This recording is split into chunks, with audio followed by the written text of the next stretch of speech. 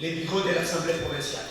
Sous la direction du président Katebe Ngoy Michel, la plénière s'est ouverte avec une motion d'information du député Ngoy Wangoy qui plaide par rapport au développement du territoire de Kipushi. Le point saillant de cette séance plénière était la réplique du ministre provincial de l'Intérieur et Sécurité Eric Mouta. Dans son intervention, il a donné des éléments de réponse aux préoccupations supplémentaires des députés formulées à la récente plénière.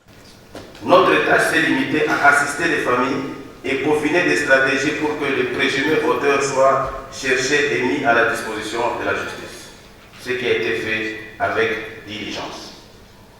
L'altercation qui a eu lieu entre la jeunesse du parti politique UNAFEC et les militaires tourne autour de la moto prétendument ravie par les jeunes de l'UNAFEC et pour laquelle les éléments des FARDC seraient venus à la rescousse de la victime. 2. L'incitation des militaires de FARDC par Sieur Duntumba a dispersé toutes les réunions et rassemblements de la JUNAFEC dans la contrée. L'interpellateur, le député Pablo Ngouej a pris encore une fois la parole, cette fois-ci pour relater le fait de l'incident du 23 mars sur les jeunes de l'UNAFEC. Pour la société civile, plus ou moins 54 personnes ont été victimes, dont 34 décès bien identifiés, avec adresse des familles. 13 personnes qui n'ont pas de famille directe, mais signalées par leurs amis, et 7 personnes disparues.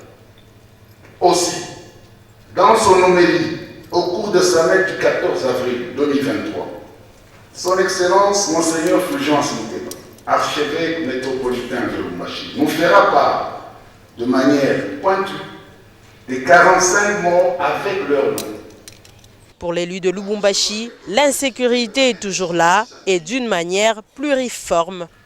Que les partis politiques, réputés dans l'incivisme et le désordre public, à travers les comportements de leurs membres, s'engagent à encadrer ces derniers en signant une charte de bonne conduite civique.